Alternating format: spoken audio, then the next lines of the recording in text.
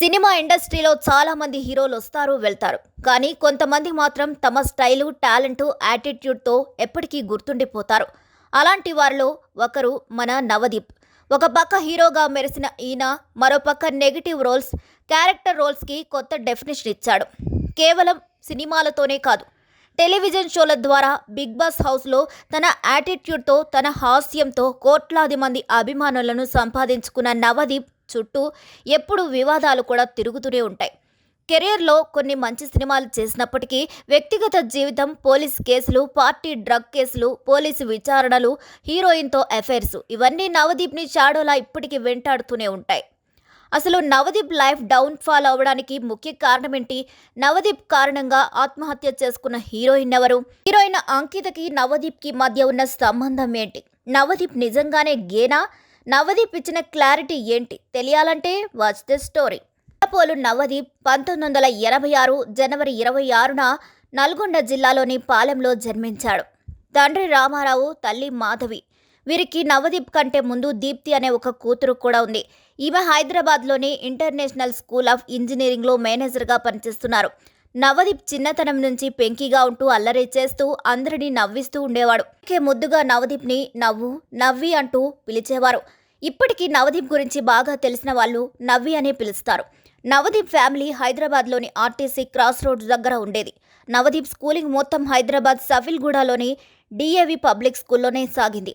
School ఏజ్లో నవదీప్కి hero అవ్వాలని కానీ, సినిమాలంటే ఇష్టం కానీ పెద్దగా ఉండేది కాదు. అయితే స్కూల్ ఏజ్లో పెద్దగా ఆ ఏరియా నవదీప్పై ప్రభావం చూపకపోయినా ఇంటర్మీడియట్ చదివే టైంలో ఎక్కువ ప్రభావం చూపించింది. ఆర్టీసీ క్రాస్ రోడ్స్లో చుట్టుపక్కల సినిమా హాళ్లు ఎక్కువగా ఉండటం వల్ల ఫ్రెండ్స్తో కలిసి సినిమాలకు ఎక్కువగా వెళ్ళేవాడు. అలా సినిమాలపై ఆసక్తి పెరిగింది. ఇదే విషయాన్ని ఇంటర్ టైంలో పేరెంట్స్కి చెప్పడంతో వారు కూడా సపోర్ట్ చేశారు. అంతేకాదు, నవదీప్ని చెన్నైలో యాక్టింగ్ ఇన్స్టిట్యూట్లో జాయిన్ అయ్యి తన యాక్టింగ్ స్కిల్ డెవలప్మెంట్ చేసుకున్నాడు. అక్కడే నవదీప్కి హీరో ఆర్య, జీవ బెస్ట్ ఫ్రెండ్స్ అయ్యారు.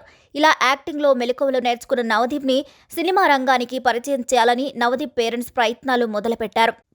అప్పుడే డైరెక్టర్ తేజ తాను తీయబోయే తెలుగు సినిమా కోసం ఓ కొత్త హీరో కోసం సర్చ్ చేస్తున్నాడని నవదీప్ ఫ్యామిలీ ఫ్రెండ్స్ అయిన ప్రసాద్ అనే వ్యక్తి ద్వారా తెలుసుకున్న నవదీప్ తండ్రి తేజ గారు ఆ సినిమాని ఓన్గా ప్రొడ్యూస్ చేస్తున్నారని తెలుసుకొని ఆ మూవీలో కొంతమేర ప్రొడ్యూస్ చేస్తానని తేజను ఒప్పించి నవదీప్ని హీరోగా 2004లో జై సినిమాతో తేజ దర్శకత్వంలో 17 ఏళ్ల వయసులో తెలుగు ఇండస్ట్రీకి పరిచయం చేశారు. ఈ సినిమా తెలుగు, తమిళ్లో రిలీజ్ కాగా యావరేజ్ టాక్ వచ్చింది. కానీ సినిమాలో నవదీప్ యాక్టింగ్ చూసి అందరూ ప్రామిసింగ్ యాక్టర్ అవుతాడని అనుకున్నారు. ఆ వెంటనే తెలుగు సినిమా కాకుండా తమిళ్ మూవీతో కాలీవుడ్కు నవదీప్ని పరిచయం చేయాలని అనుకున్న తన తండ్రి అరిందు అరియములం అనే సినిమాను ఓకే చేసి నవదీప్ చేత సైన్ చేయించారు. ఇక ఈ సినిమాలో ఆర్య సెకండ్ హీరో కాగా నవదీప్ ఫస్ట్ హీరో. ఇలా తమిళ్లో ఈ సినిమా షూటింగ్ జరుగుతున్నప్పుడే నవదీప్ తెలుగులో మనసు మాట వినదు మొదటి సినిమా అనే మూవీస్ని సైన్ చేశాడు. ఇలా మనసు మాట వినదు మూవీ చేసేటప్పుడు హీరోయిన్ అంకితని నవదీప్ లైంగికంగా వేధింపులకు గురి చేశాడని, ఆ వేధింపులు తట్టుకోలేక ఆమె ఆత్మహత్యకు పాల్పడిందని అప్పట్లో మీడియాలో వార్తలొచ్చాయి. అంతేకాదు, ఈ విషయం గురించి అంకిత ఫిలిం ఛాంబర్లో కంప్లైంట్ ఇచ్చింది అని కూడా టాక్. ఆ తర్వాత 2005లో మనసు మాట వినదు సినిమా రిలీజ్ అయ్యి మంచి టాక్ తెచ్చుకున్నారు. కానీ అంకితకు సినిమా ఛాన్సులు తగ్గిపోవడంతో పెళ్లి చేసుకుని సినిమాలకు గుడ్ బై చెప్పింది. ఇక ఆ సమయంలోనే మొదటి సినిమా అనే మూవీ చేసేటప్పుడు ఆ సినిమా హీరోయిన్ పూనం బజ్వాతో ప్రేమలో పడ్డాడు నవదీప్. ఈ విషయం ఆ నోట ఈ నోట ఇండస్ట్రీ మొత్తం టాక్ ఆఫ్ ది టౌన్గా మారిపోయింది. రూమర్ హల్చల్ చేస్తున్న టైంలోనే ఇద్దరు కలిసి కొన్ని అడ్వర్టైజ్మెంట్స్లో నటించారు. దీంతో ఇద్దరు సీరియస్ రిలేషన్షిప్లో ఉన్నారని ఫిల్మ్ నగర్లో అందరూ గుసగుసలాడారు. అందుకు తగ్గట్టుగానే ఆ వెంటనే ప్రేమంటే ఇదే మూవీలో ఇద్దరు కలిసి నటించడంతో ఇద్దరు పెళ్లి చేసుకోబోతున్నారని అనుకున్నారు. కానీ గౌతమ్ ఎస్ఎస్సి చేసేటప్పుడు సింధు తులానితో నవదీప్ డేట్ చేయడం స్టార్ట్ చేశాడు. ఇక ఆ తర్వాత పూనం బజ్వా తెలుగు సినిమాలను ఆపేసి తమిళ్ సినిమాలను చేయడం మొదలుపెట్టింది. ఇలా నవదీప్ చేసిన సినిమాలు అన్ని యావరేజ్ టాక్ తెచ్చుకుంటూ ఉండడంతో సినిమా కెరీర్ డౌన్ అవుతూ వచ్చింది. అయితే అప్పటికి తమిళ్ ఇండస్ట్రీలో హీరోగా సినిమాలు తీస్తున్న నవదీప్ తమిళ్ హీరోలైన ధనుష్, సింబు, ఆర్యలతో మంచి స్నేహం మెయింటైన్ చేశాడు. అలా వాళ్ల షూటింగ్స్ కూడా వెళ్లేవాడు. ఈ క్రమంలోనే మలయాళం, తమిళ్ మూవీస్లో చిన్న చిన్న పాత్రలు నటిస్తూ కన్నడలో హీరోయిన్గా చేస్తున్న హీరోయిన్ మయూరి పరిచయమైంది. డబ్బు కోసం 20 ఏళ్లకే ఐటెం డాన్సర్గా వచ్చిన అవకాశాలను చేసుకుంటూ ఉండేది. ఇద్దరికీ మంచి స్నేహం ఏర్పడింది. ఆ స్నేహం కాస్త సన్నిహితంగా మారి ఇద్దరు క్లోజ్ అయ్యారు. అయితే నవదీప్ ఆ అమ్మాయితో ఫ్రెండ్స్ విత్ బెనిఫిట్స్ అనే విధంగా ఉంటే మయూరి మాత్రం నవదీప్ని సీరియస్గా లవ్ చేసింది. ఇదే విషయాన్ని నవదీప్కి చెప్పగా నవదీప్ ఆమెను పక్కన పెట్టడమే కాకుండా బి గ్రేడ్ సినిమాలు చేసే నీకు నేను కావాలా అని అవమానించడంతో మయూరి చాలా హర్ట్ అయ్యి 22 సంవత్సరాల వయసులో నవదీప్ మోసం చేయడంతో సూసైడ్ చేసుకుందని ఇప్పటికీ చాలామంది అంటారు. అయితే అప్పట్లో నవదీప్ పెద్దగా ఎవరికీ తెలియదు. పైగా సోషల్ మీడియా పెద్దగా లేదు. కాబట్టి ఈ విషయం బయటకు రాకుండా వాళ్ళ పేరెంట్స్ మేనేజ్ చేశారని చెప్తుంటారు. అయినప్పటికీ మీడియా ఈ విషయాన్ని అప్పట్లో ప్రచురించింది. ఇప్పటికీ ఈ రూమర్ నవదీప్ చుట్టూ తిరుగుతూనే ఉంటుంది కూడా. ఇక హీరోయిన్ మరణం తర్వాత నుంచే Navdeep career downfall start అయిందనే చెప్పొచ్చు. ఆ తర్వాత 2006లో ప్రేమంటే ఇంతే, సీతాకోక చిలుక వంటి సినిమాలు ఫ్లాప్ అయ్యాయి. ఆ సమయంలో నవదీప్ 2007లో చందమామ మూవీని కృష్ణవంశీ దర్శకత్వంలో చేయడంతో పోయిన స్టార్డం ఒక్కసారిగా తిరిగొచ్చినట్లయింది. కానీ తెలుగు కన్నా తమిళంలోనే తన సత్తా చూపించుకోవాలని నవదీప్ పోరంబోకు మూవీ చేశాడు. ఆ మూవీకి ఒకే టాక్ రావడంతో బ్యాక్ టు బ్యాక్ నవదీప్కి తమిళంలో ఛాన్సులు వెతుక్కుంటూ వచ్చాయి. ఆ సమయంలో తెలుగు మూవీస్ని పక్కన పెట్టి తమిళంలో అజిత్తో ఈగన్, అఐ రైడ్, సొల్ల సొల్ల ఇరుక్కుమంటూ సినిమాలు చేస్తూ దూసుకుపోయాడు. ఇలా 2 సంవత్సరాలు నవదీప్ తెలుగు సినిమాల వైపే చూడలేదు. అయితే ఆ తర్వాత తమిళంలో నవదీప్కి ఛాన్సులు తగ్గుతూ వచ్చాయి.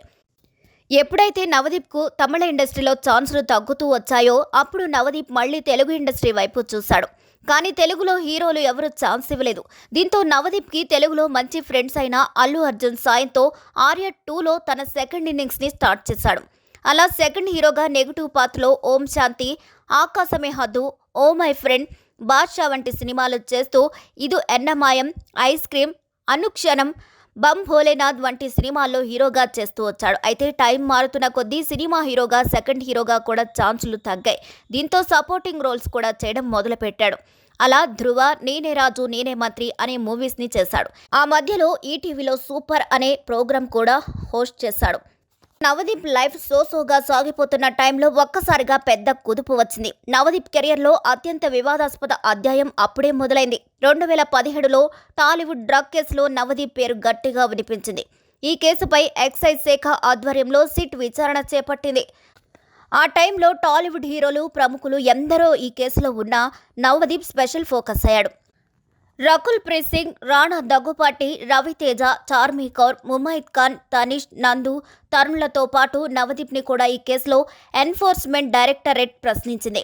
ఆ తర్వాత 2017లో బిగ్ బాస్ 1 కంటెస్టెంట్గా వెళ్లి గెలవలేకపోయాడు. ఇదంతా కాదని వెబ్ సిరీస్లు చేయడం మొదలుపెట్టాడు. అలా మౌనముగ్గురి లవ్ స్టోరీ, గ్యాంగ్ స్టార్స్ వంటివి చేస్తూ అలా వైకుంఠపురం, ఈగల్ వంటి సినిమాల్లో క్యారెక్టర్ ఆర్టిస్ట్గా చేస్తూ వచ్చాడు.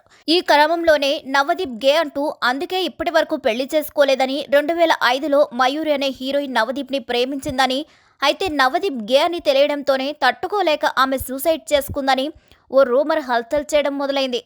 అప్పటి వరకు హీరోయిన్ మయూరి చనిపోవడం నవదీప్ మోసం చేయడం వల్ల అని అనుకున్న వాళ్ళందరూ అసలు విషయం ఇదా అనుకోవడం మొదలుపెట్టారు. అప్పుడు పెద్దగా ఈ రూమర్స్ని పట్టించుకొని నవదీప్ సినిమాలు, వెబ్ సిరీస్లు చేసుకుంటూ పోయాడు. అయితే 2023లో వచ్చిన న్యూసెన్స్ అనే వెబ్ సిరీస్తో హీరోగా తన థర్డ్ ఇన్నింగ్స్ని మొదలుపెట్టి తన జీవితంలో వచ్చిన రూమర్స్ గురించి క్లారిటీ ఇచ్చాడు. నవదీప్ను నేను గే కాదు, పెళ్లి చేసుకోకుండా ఉంటే గే అవుతారా, నేను మీ అందరి ముందు ఎలా నిరూపించాలి, నేను గే కాదు అని క్లారిటీ ఇస్తూ ఆ తర్వాత 2005లో చనిపోయిన హీరోయిన్కు నాకు ఎటువంటి సంబంధం లేదని కూడా క్లారిటీ ఇచ్చాడు. ఆ తర్వాత సెప్టెంబర్ 23న తెలంగాణ నార్కోటిక్ పోలీసులు సిఆర్పిసి సెక్షన్ 41 కింద నోటీస్ ఇచ్చి ఆయనను విచారణకు పిలిచారు. అక్టోబర్ 10న ఎన్ఫోర్స్మెంట్ డైరెక్టరేట్ కూడా ఆయనను విచారణకు పిలిచింది. అక్టోబర్ 10న ఈడీ కార్యాలయానికి వెళ్లిన నవదీప్ను 8 గంటల పాటు విచారించారు. ఈ విచారణలో 3 ఏళ్ల క్రితం డ్రగ్స్ తీసుకున్నారని, ఇటీవల కాలంలో ఎప్పుడూ వాటి జోలికి పోలేదని నటుడు Navdeep Telangana state narcotic bureau అధికారులకు చెప్పడం అందరికీ షాక్ అయ్యారు. ఇక ఆ తర్వాత 2024 లవ్ మౌళి సినిమాలో హీరోగా చేసిన సరైన హిట్ అందుకోలేకపోయాడు. రీసెంట్గా బిగ్ బాస్ సీజన్ 9 అగ్ని పరీక్ష షోకి జడ్జిగా చేస్తున్నాడు. ఇలా 39 సంవత్సరాలు వచ్చిన నవదీప్ ఇంకా బ్యాచిలర్గానే ఉన్నాడు. కెరియర్లో సెటిల్ అయిన తర్వాత పెళ్లి చేసుకుంటాడో లేక అసలు పెళ్లి చేసుకోడో లేక పెళ్లి చేసుకుంటే లైఫ్ కట్టడి చేసినట్లుంటుంది, పెళ్లి చేసుకోపోతే ఇష్టం వచ్చినట్లు బతకొచ్చు అనుకుంటున్నాడో అసలు విషయం ఏంటో నవదీప్కే తెలియాలి. మరి మీరేమనుకుంటున్నారు? నవదీప్ ఎందుకు పెళ్లి చేసుకోవడం లేదని అనుకుంటున్నారో కామెంట్ చేయండి. మా వీడియో నచ్చినట్లయితే లైక్ చేయండి, షేర్ చేయండి, సబ్స్క్రైబ్ చేయండి.